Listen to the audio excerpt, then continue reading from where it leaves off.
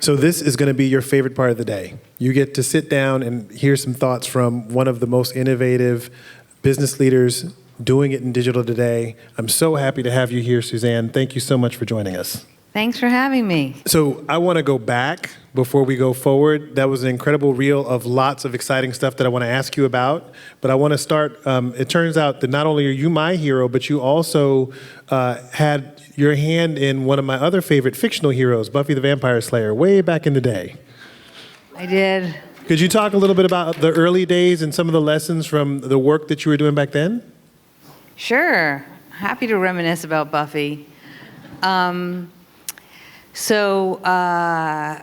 always look back on that experience developing Buffy the Vampire Slayer and say that I developed that show because of what I didn't know, not because of what I knew.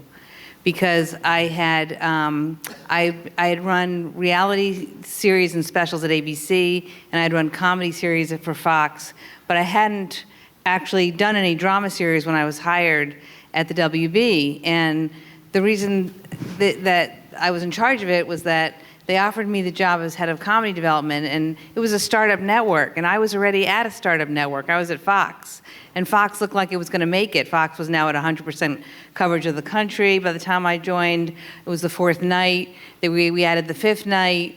Rupert Murdoch had bought the rights to the NFL, so Fox was on the map. And now I was joining a startup network for Warner Brothers, which eventually became the CW. And they offered me a head comedy job, and I said, you know, if I'm going to take a chance on you, you have to take a chance on me, and I want to run comedy and drama. And they called me back in 2 weeks when they couldn't find anybody else, and they said okay. And so I took the job. So Joss Whedon comes in and pitches me Buffy the Vampire Slayer, and this is a failed movie. It is not a very good movie. And he says, I want to do a series. And I didn't really have any rules in my head. I really didn't have a paradigm. I hadn't been taught, don't adapt a bad movie, you know. So, and he acknowledged what went wrong in the movie and what he wanted to do that was different. And one of the things I'd been thinking about when he walked in the door was the lack of female superheroes on the air. So he really pitched Buffy as a female superhero, and that was really what made me want to work with him on it. And then cut to 2 years ago, Doug Liman, who's one of my very favorite feature film directors, he walked in the door, well, because I begged him to, and he said something very similar to what Joss said. He said, I worked on this movie Jumper, and it wasn't what I wanted it to be. It didn't come out the way I wanted it to be, but I really have a vision for how I could make it into a series and make it the content I wanted, that I had envisioned. And you know, when a director's that passionate about something and has been thinking about it a long time, that's when I want to place my chips on that horse. I mixed a lot of metaphors. No, that's all right. In there. We put our chips on the nose of the horse in some way. It's fine. It's totally fine. I would do the exact same thing. Friday afternoon, folks. You're lucky I can get a whole sentence out. So I said to Doug, I said that completely. You're just bringing me right back to my meeting with Joss Whedon and Buffy. So we developed Impulse together, which we just picked up for a second season, which you saw clips of Maddie Hassan there, and that's based on the movie Jumper. No, that's amazing. And so it's interesting that you have found yourself throughout your career in growing parts of the business, in changing parts of the business. Is there anything, it sounds like one of the lessons you learned from your earlier experiences is you find a passionate director, bet on them. But are there other things that you've learned as a manager about the way you work with the people in your organization when you're still kind of on the way up? That's an interesting question. You mean managing up and managing down? No. Just in terms of the organization still growing. You were at Fox. It was growing. It reached a certain point. Whoop, you're at WB, right? You've Lifetime, MTV, et cetera. Now, right? You've been in many different contexts a person who's been a business leader in a situation where you still hadn't reached that point, right? Right. Well, first of all, it takes time, and you have to know that it takes time, and you have to be patient, and it's not going to happen overnight. And secondly, you have to think about brand and marketing as much as you think about content, and you have to think about delivering content for a particular audience and how you're going to reach that audience and why your content's going to resonate with that audience. So it's all part of a piece, really. The first thing I did when I got to Lifetime is I commissioned a brand study because I wanted to know why the ratings were down. I wanted to know what I knew that women liked Lifetime, particularly women 25 to 54, but I didn't know why they weren't watching. When they brought me in because ratings were down, and the brand study showed that that women have a fondness for Lifetime, and in fact, I remember it was a really in-depth brand study, and I'll never forget that one of the things the brand study asked is, would you leave Lifetime on, asked the women, and it was like 10,000 women they surveyed, would you leave Lifetime on with your children around? And they said yes. And I thought, well, I'm glad they said yes, but they really shouldn't do that. If you've seen any Lifetime movies, there's a lot of violence in them, and I'm not sure they should say yes. But in any way, what it told me was that they trusted Lifetime. And so I knew there was brand loyalty and brand trust. So that was the good news. That made me say, okay, now we just have to serve them some unique content, and they'll come. If you build it, they will come, kind of thing. And they did. So in that situation, you get that. First of all, you just said you commissioned the study, correct? So is it the case that no one had thought to do that before? Was there any resistance when you brought that up as a first box to check before we made any decisions? There was no resistance, though. They liked the idea. And did you feel like the results of the brand audit confirmed most people's conventional wisdom about Lifetime's brand, or were there some? I think people were pleasantly surprised, actually. I think people were pleasantly surprised that the brand still had a lot of meaning to women, and it just basically what came through is why aren't you watching Lifetime? Because there's just nothing I want to watch. So okay, so you're saying if I deliver something you watch, you like the brand, you like the channel, you'll come. And so when we bought Army Wives, that was a show that I bought not because I liked it, but because I felt that wasn't a point of view that was on television at the time. And I thought it was a point of view that the women who watched Lifetime domestically would really appreciate. And they did. It was the highest rated series in the history of the channel. So that's an interesting thing, and I was gonna ask you about this later, but I think we might as well start talking about it now.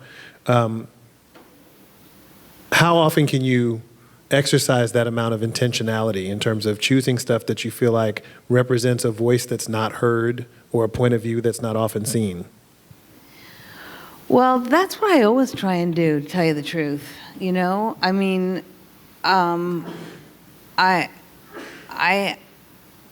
I've been doing this a long time, and I always say, if a pitch makes me uncomfortable, we're getting close. When I start to think, and I'll give you a recent example of it. Katy Perry called and Wait, time out. I'm gonna give you.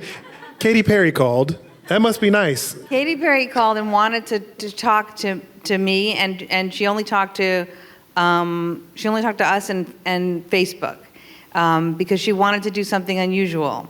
And what she pitched us, she had a whole vision for it. I get no credit for it other than saying yes, which was she wanted to do a Truman Show type of special event, 5-day live stream, 5 days with cameras everywhere in her house with the exception of the bathroom, including her bedroom, so you'd watch her sleep, you'd watch her eat, she'd have friends come visit. And I remember feeling very uncomfortable in that meeting. I remember, and I actually said to her, well, I didn't say this, but I thought in my head, 5 days of Katy Perry is a lot of Katy Perry. And And I said to her, how about 3 days? I did. And she said, no, it has to be 5 days because, and get this, because I don't want to market in advance. I want people to find it, and then I want them to start talking about it, like, what is this? This is crazy, and I want the marketing to go viral. So now I'm super uncomfortable because I have to spend millions of dollars on a live stream that's 5 days long and not market it to an audience. But I liked, you know what I liked about it? I liked that I'd never done it before. So I'd worked at broadcast and cable networks, and we couldn't do a live stream that was global, that would, be seen all over the world, and for 5 days. So I liked that it was something new and different, and I liked that she was really passionate about it and had this strong vision for it. And so we did it, and Time Magazine called it one of the top 10 shows of 2017 in their roundup at the end of the year. And it was the only show on their list that was not a scripted series, by the way. And they called it out for all the reasons that I liked it, that it was just innovative and different. And she did a great job with it. But I will tell you that it launched on a Wednesday at, what time we launched it? We launched it Wednesday at 5 p.m. And Wednesday at 2 p.m., I went to her manager and had a complete panic meltdown and said, we have got to release this to the press now. I can't wait till 5 o'clock. I was so good up until 3 hours before launch. And then 3 hours before launch, I just was just had a panic attack and was just begged the manager to release it, to start leaking it. So he agreed we could leak it to a couple of places, so we did, which just got the ball rolling. That's awesome. That's awesome. Now, earlier you mentioned the focus on thinking about brands and how audiences feel about brands.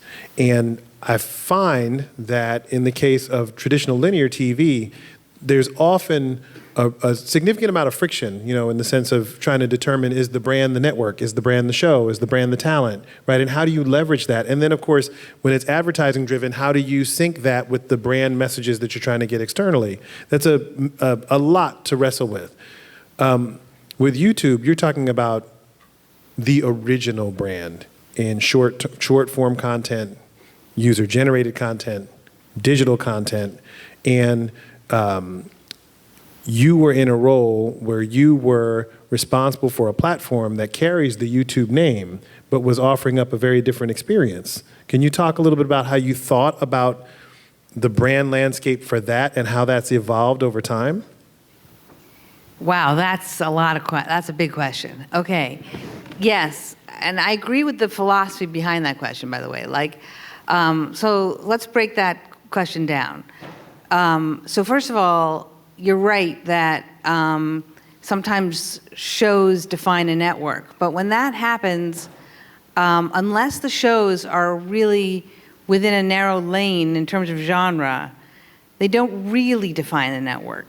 So I would position and argue that I don't think NBC, ABC, or CBS have a brand, not one that's distinct from one another. Whereas I do think BET has a brand, and Lifetime has a brand, Food Network has a brand that you can hang your hat on because they offer a more specific genre. So you can program to that brand. At the broadcast networks, and even TNT and TBS, you're just going for the best show you can go for, and you'll be known for that show as long as that show's on, but that's not the equivalent of a brand in my mind. One of the reasons I wanted to come work at YouTube was that I really liked the brand. I mean, it's a broad brand because it's broad appeal. It's 2 to 102, and there's 2 billion unique viewers a month on the platform. 2 billion, and growing. It's going to be half the planet soon. It's unbelievable. It's the largest media video platform in the world. And so what it says to me, it's a democratic place. It's a place people come to learn, which was one of the things that I love and my boss Susan Wojcicki loves about YouTube. It stands for access. Anyone can use it. It's user-generated content, and I like that level of opportunity and that YouTube offers. So I was attracted to that brand, but you're right. Then starting a subscription service, which we initially did, was tricky because we had to think about what kind of programming does the brand support and vice versa. And when there's such a broad audience that you have to appeal to, it was making choices became, there was a lot of conversations about that. And ultimately, maybe that's one reason, which I really hadn't considered till right now, that's one reason we ultimately decided to pivot away from the subscription video and demand service. So we're not building that anymore. We're creating original content only on AVOD, advertiser video on demand, which is in an effort to reinforce the core business on YouTube. And it's probably part of that equation. So as you're going, we're starting off, there's subscription service. Users are so familiar with the traditional experience on YouTube. It's a global brand. It's been a global brand since day one. So what kinds of things were you doing to try to differentiate the subscription service from traditional YouTube? Well, first of all, we developed shows in 8 local languages. And that's growing, and we're continuing to do that. So we have original content in India, Mexico, Japan, Korea, Brazil, England, France, Germany. I forget what I'm leaving out, but so that was one thing. And we have a sitcom that's very funny, that's in French, that we've just picked up for season 2. We did a music competition show in Mumbai, a Punjabi music festival, live stream. So that's one thing, giving viewers in local languages original content. And then people we tried to work with a lot of international stars so that there would be crossover appeal even in the English language slate. So Katy Perry is a perfect example of that, being an international music star, or our show with Kevin Hart called What the Fit. He's an international movie star.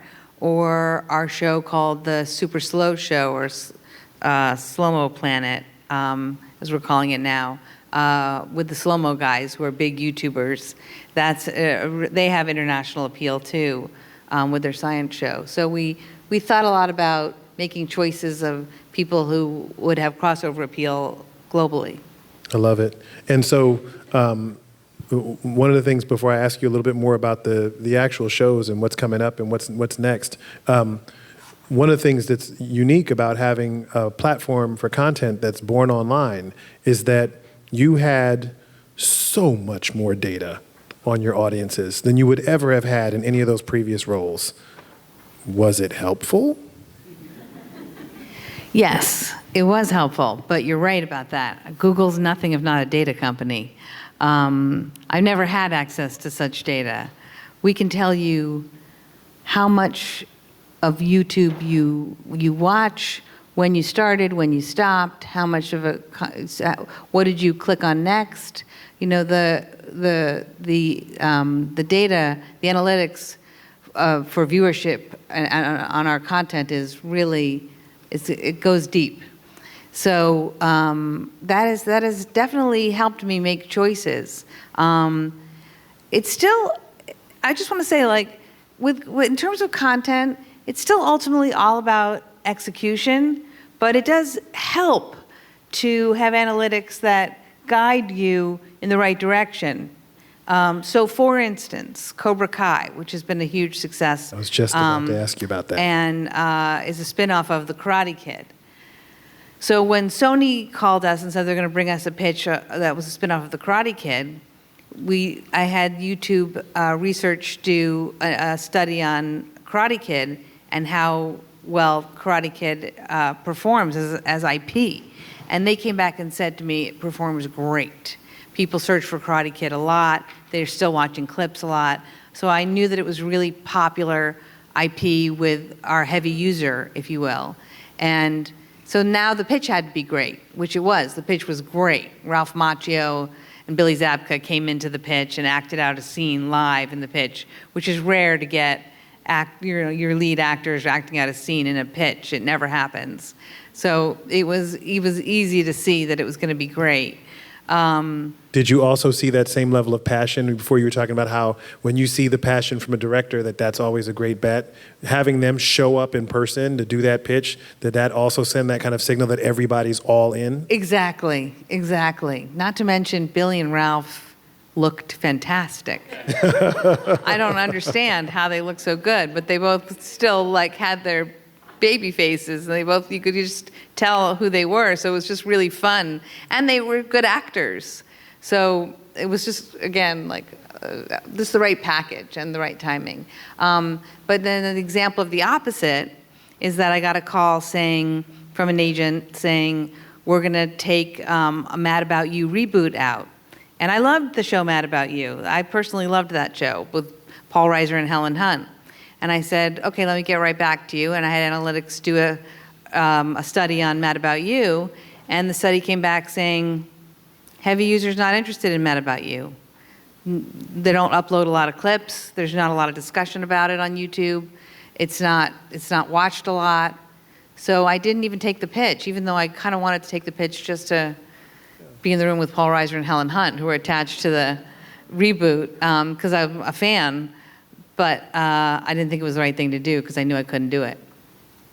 All right. So last thing I want to ask you about, especially as a woman who happens to also be a business leader, over the last couple of years, and I've heard other presenters today talk about this a little bit from different angles, we've seen an outpouring of support for projects that highlight female leads, that showcase cultures we don't normally hear from, that center a person of color, et cetera. And I think we're getting to a point where it's clear that there are audiences out there who are really looking for authenticity and diversity and inclusion in their content.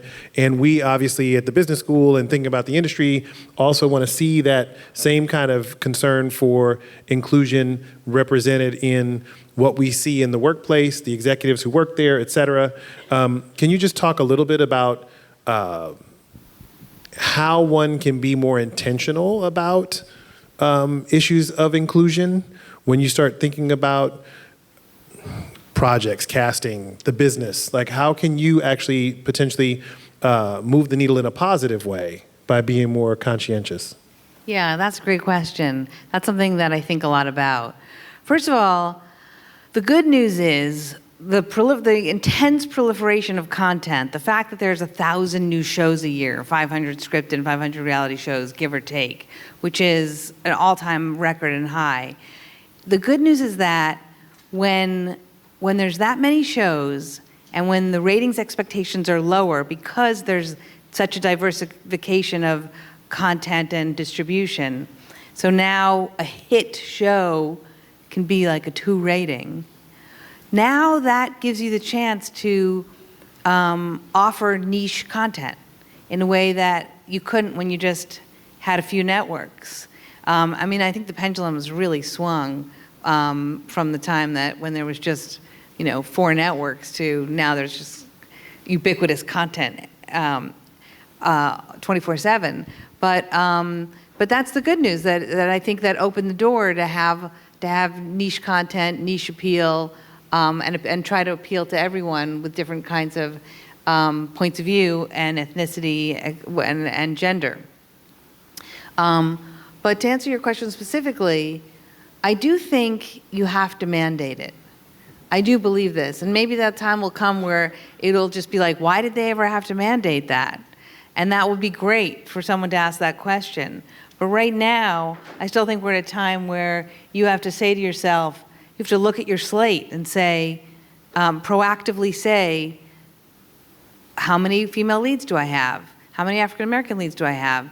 Does this show, when you read a script, you have to think about unconscious bias. And you have to say to yourself, I'm reading this, am I thinking it's all white characters?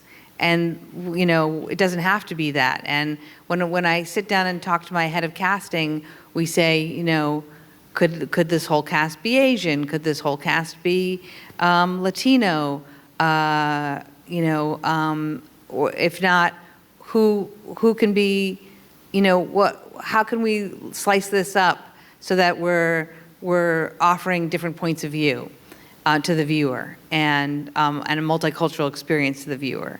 And we think about that both in front of the camera and behind the camera. Think about how many female showrunners do we have? How many female directors do we have? And that's still a big issue that I'm sure you've heard about and know about. There's just not enough female directors. And if you don't mandate it, it just doesn't happen. If you don't tell your executive producers at the outset, you have to hire female directors, they won't, because it's easier not to, because there's just way more experienced male directors. So that's how I feel about that. And I would suspect that any kind of local production when you're doing your international projects probably helps with that a little bit. Yeah, absolutely. We look at it internationally and domestically, but we don't just break it up that way. We look at every show. Susanne Daniels, thank you so much.